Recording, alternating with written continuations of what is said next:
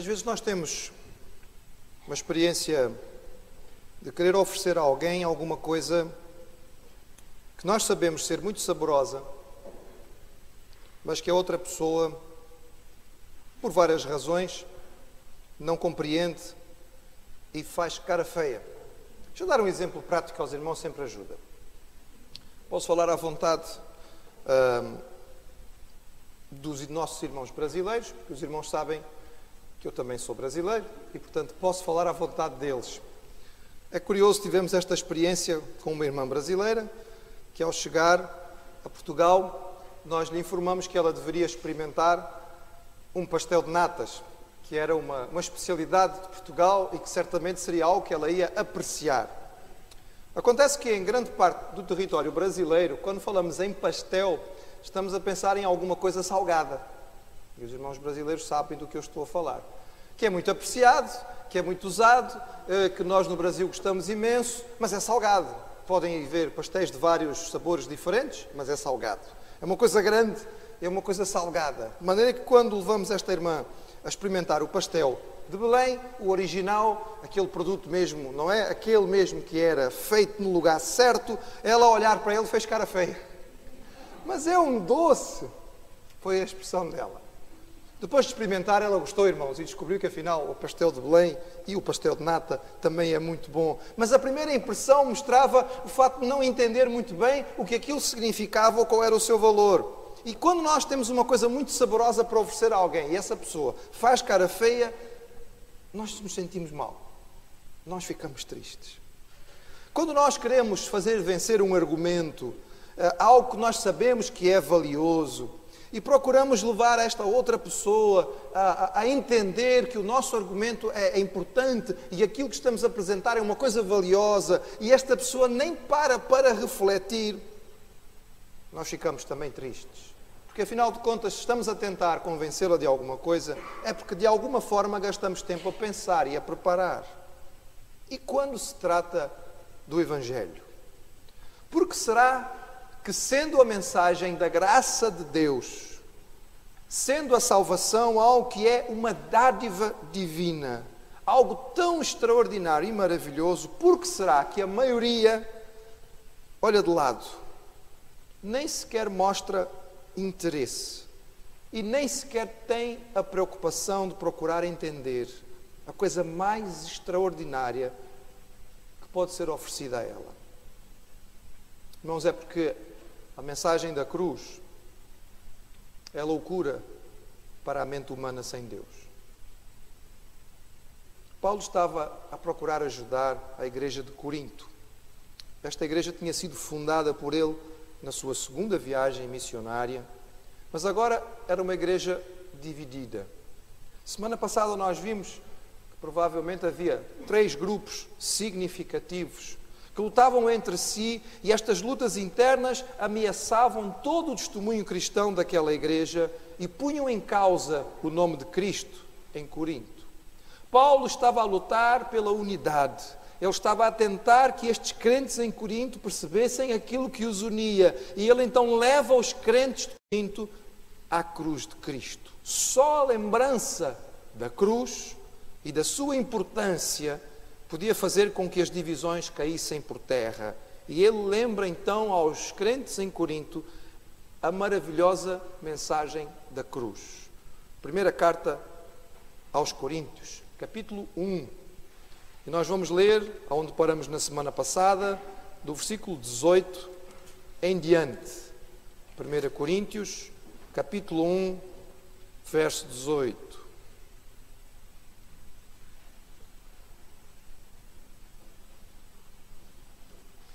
Na semana passada nós terminamos quando Paulo estava a falar sobre a questão do batismo. Ele tinha explicado que ele praticamente não batizara quase ninguém na igreja de Corinto. E ele dizia no versículo 17 que ele não tinha vindo com esta preocupação principal, mas como evangelista, não em sabedoria de palavras, para que a cruz de Cristo não fosse feita vã. E ele continua no versículo 18 dizendo: porque a palavra da cruz é loucura para os que perecem, mas para nós, que somos salvos, é o poder de Deus. Porque está escrito: destruirei a sabedoria dos sábios e aniquilarei a inteligência dos inteligentes. Onde está o sábio? Onde está o escriba? Onde está o inquiridor deste século? Porventura não tornou Deus louca a sabedoria deste mundo? Visto como na sabedoria de Deus o mundo não conheceu a Deus pela sua sabedoria, aprova Deus salvar os crentes pela loucura da pregação. Porque os judeus pedem sinal e os gregos buscam sabedoria, mas nós pregamos a Cristo crucificado, que é escândalo para os judeus e loucura para os gregos. Mas para o que são chamados, tanto judeus como gregos, lhes pregamos a Cristo poder de Deus e sabedoria de Deus, porque a loucura de Deus é mais sábia do que os homens, e a fraqueza de Deus é mais forte do que os homens. Porque vede, irmãos, a vossa vocação, que não são muitos os sábios segundo a carne, nem muitos os poderosos, nem muitos os nobres que são chamados. Mas Deus escolheu as coisas loucas deste mundo para confundir as sábias, e escolheu as coisas fracas deste mundo para confundir as fortes. Escolheu as coisas vis deste mundo e as desprezíveis e as que não são, para aniquilar as que são, para que nenhuma carne se glorie perante Ele. Mas vós sois dele, em Jesus Cristo, o qual por nós foi feito por Deus sabedoria, justiça, santificação e redenção, para que, como está escrito, aquele que se glorie-se no Senhor.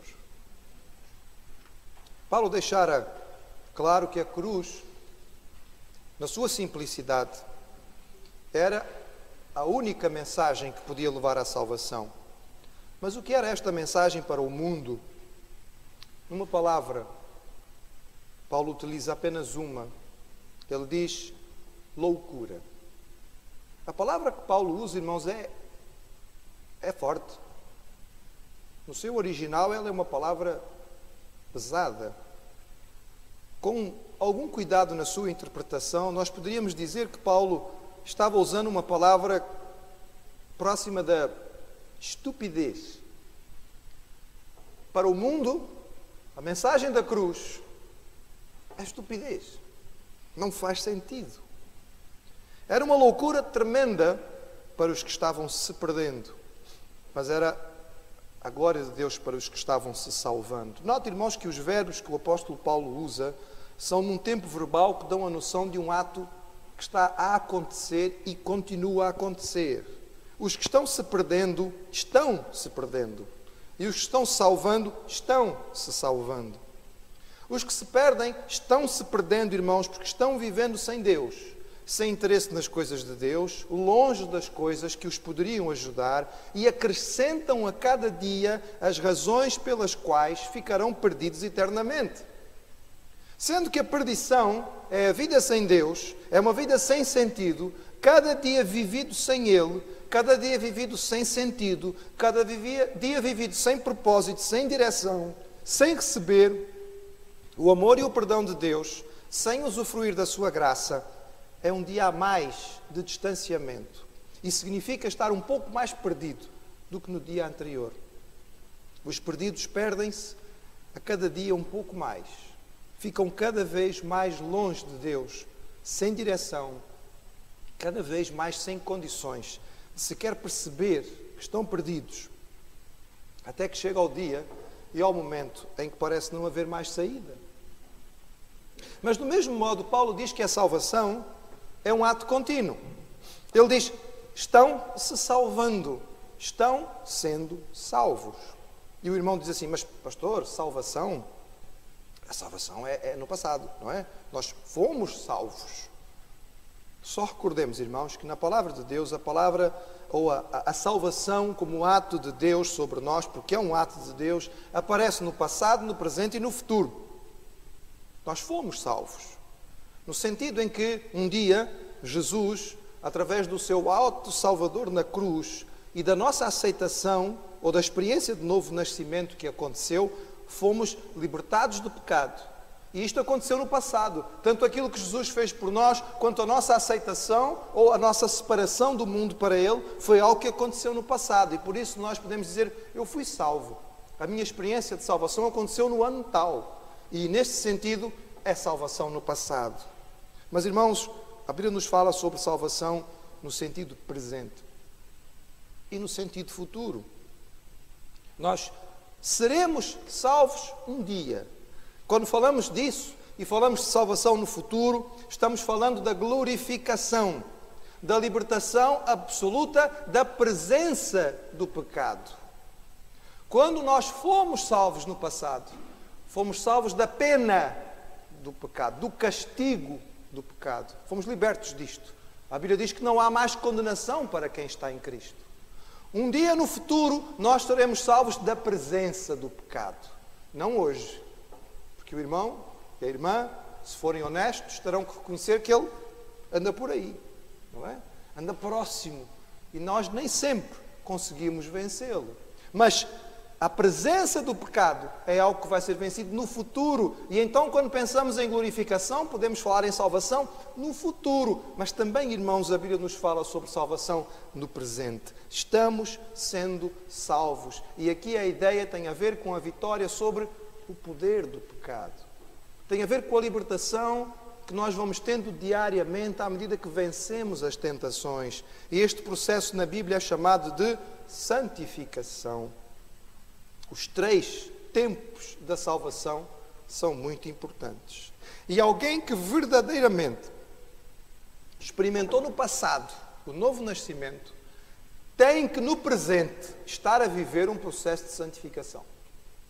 Alguém que na sua vida diária com Deus diz que foi salvo um dia, mas não tem a preocupação de buscar mais ao Senhor, de vencer o pecado no dia a dia, de estar mais perto de Deus, infelizmente está colocando em causa a sua afirmação de que um dia foi realmente nascido de novo. Porque aquele que nasceu de novo anseia por vencer o pecado e por se aproximar do Senhor. O apóstolo Paulo, ao fazer esta afirmação a respeito da salvação de Deus como loucura para a mente humana, ele cita Isaías no capítulo 29, onde se lê que Deus destrói a sabedoria humana, que a sabedoria de Deus é maior do que a sabedoria humana. Naquele tempo, no tempo de Isaías, esta questão dizia respeito à salvação do povo de Judá. Naquele tempo, o reino de Judá achava que a sua salvação seria através da sua aliança com o Egito. Humanamente falando, diplomaticamente falando, politicamente falando, geograficamente falando, a solução do reino de Judá era olhar para o Egito, fazer um acordo com os egípcios. E Deus dizia, não façam isso. O Egito é uma cana quebrada. Vocês vão receber a salvação apenas se confiarem em mim, porque vocês não podem se apoiar em nenhuma das outras potências. Mas o reino de Judá não quis entender isto. E a sabedoria humana deste acordo que o reino de Judá buscou foi destruída pela sabedoria de Deus. E então Paulo fala a respeito da vitória da sabedoria divina sobre as formas mais conhecidas de sabedoria no seu tempo. Os irmãos encontram aí no versículo 20, quando Paulo pergunta, onde está o sábio? Onde está o escriba? Onde está o inquiridor deste século? Paulo está falando sobre as 2 formas principais de conhecimento ou de sabedoria que existiam. O escriba provavelmente seria o sábio judeu, aquele cujo conhecimento era baseado na lei. O inquiridor era provavelmente o sábio grego, baseado na filosofia, que através de questionamentos e de perguntas tentava levar o homem a um conhecimento racional. Mas nenhuma destas 2 formas fora realmente útil para o homem conhecer a Deus e a sua salvação. Os judeus pediam milagres, porque julgavam que por meio deles, eles podiam chegar a Deus. Foi o que pediram a Jesus. E Jesus não os deu da forma que eles queriam. Jesus fez muitos milagres. Mas se os irmãos virem, cada vez que os escribas e os fariseus e os saduceus se aproximaram de Jesus e pediram explicitamente um sinal, dá-nos um sinal para nós crermos, o Senhor não fez nenhum milagre. Não é assim que Deus trabalha. A economia divina não funciona desta maneira. O Senhor não é uma máquina que a gente põe o botão e aperta para poder sair aquilo que a gente quer. Isto é o ensino de uma teologia e de um evangelho errado, que não é bíblico. Os milagres de Jesus foram para dar glória ao Senhor e não a satisfazer a curiosidade errada ou o entendimento teológico falso de alguns líderes. Os gregos pediam sabedoria filosófica misteriosa. Eles aproximaram-se de Jesus e depois dos líderes cristãos à espera de alguma profundidade de sabedoria, mas nada disto podia levar o homem à salvação. Eles, os gregos, queriam que o plano da salvação passasse pela racionalidade das suas mentes, mas nem uma coisa nem outra ajudava. O Cristo que Paulo anunciava era um crucificado. Escândalo para os judeus, porque eles consideravam, baseados na lei, que os crucificados eram amaldiçoados por Deus. E falar de um condenado à morte como alguém que foi crucificado, mas era o Messias, era uma loucura para eles. Para os gregos, isso também era loucura, porque um condenado à morte, que não conseguiu sequer salvar-se a si mesmo, como podia ser ele o detentor da salvação humana? Simplesmente não fazia e não faz sentido. Mas o apóstolo não fala, irmãos, curiosamente, nem de poder, nem de sabedoria como algo abstrato. Vejam os irmãos o versículo 24.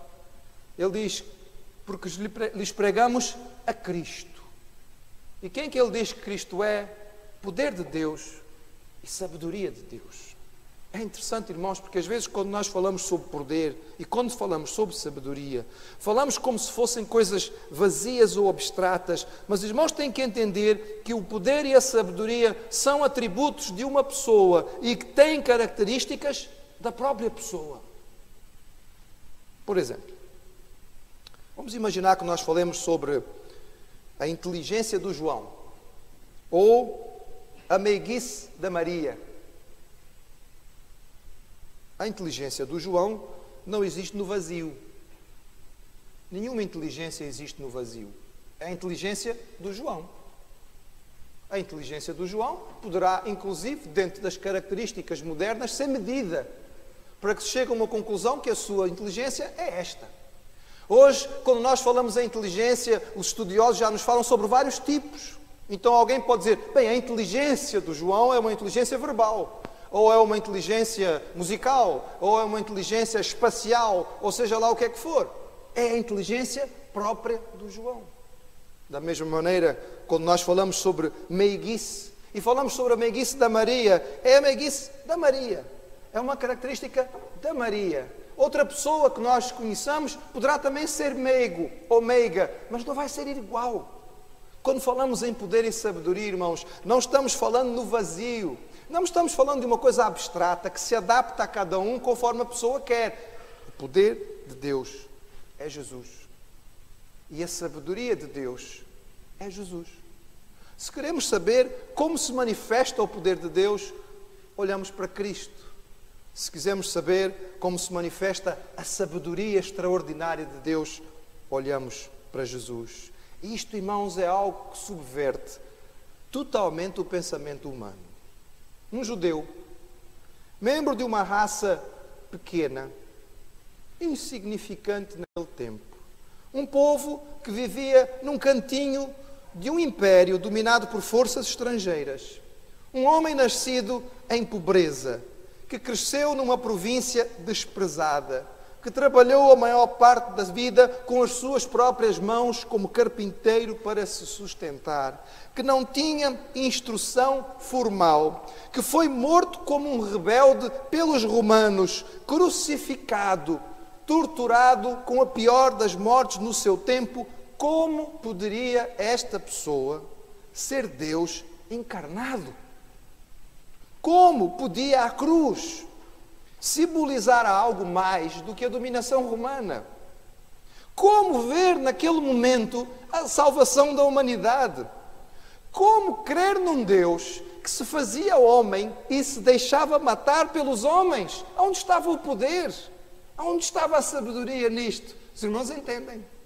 Humanamente falando, não faz sentido.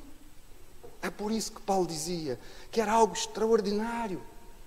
Mas Paulo insistia que nós nunca, pela mera sabedoria ou conhecimento, poderíamos chegar à salvação.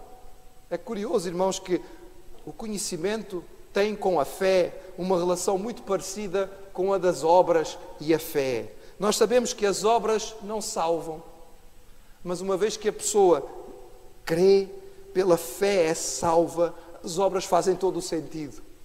Da mesma maneira, nós sabemos que o conhecimento não salva, mas uma vez salvo pelo Senhor, o conhecimento que Deus dá faz todo o sentido e tem todo o proveito. Logo, conclui o apóstolo Paulo, a igreja não era e não será nunca formada por filósofos e sábios humanos. Não serão provavelmente muitos os ricos e muito bem informados do mundo a aceitar a mensagem do Evangelho. Estão estas pessoas tão dominadas pela sua própria capacidade intelectual e os seus conhecimentos que não abrem o seu coração, acabam por ser os simples, os humildes, os elementos das camadas mais pobres que se convertiam ao Evangelho. E na igreja de Corinto não era diferente, irmãos. A maioria dos membros da igreja em Corinto eram formados por homens que vinham e mulheres que vinham das camadas mais baixas, eram muitas vezes mesmo escravos. Paulo não diz isto para denegrir ou falar mal daquela igreja. Ele está falando a respeito da soberania de Deus e como Deus age de forma contrária à sabedoria humana. Lembramos o episódio do jovem rico. Lembramos o episódio de Nicodemos, aproximando-se do Senhor Jesus, mas indo embora, sem aceitar.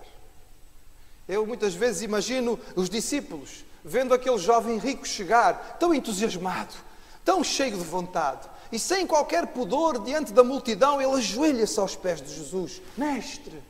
E os discípulos pensam, finalmente vamos ter alguém aqui rico, não é? Finalmente vamos ter alguém que vai poder financiar as nossas viagens. Este vale a pena, Senhor, este vale a pena. É que Jesus, sinceramente, perde tempo com samaritanos, vai sentar na casa de publicanos, conversa com pecadores. Senhor, este é bom. E daqui a bocado, Jesus coloca uma questão tão difícil que o jovem vai embora. E os discípulos... Isto assim não dá. Assim não vai funcionar. Mas, irmãos, foi sempre assim.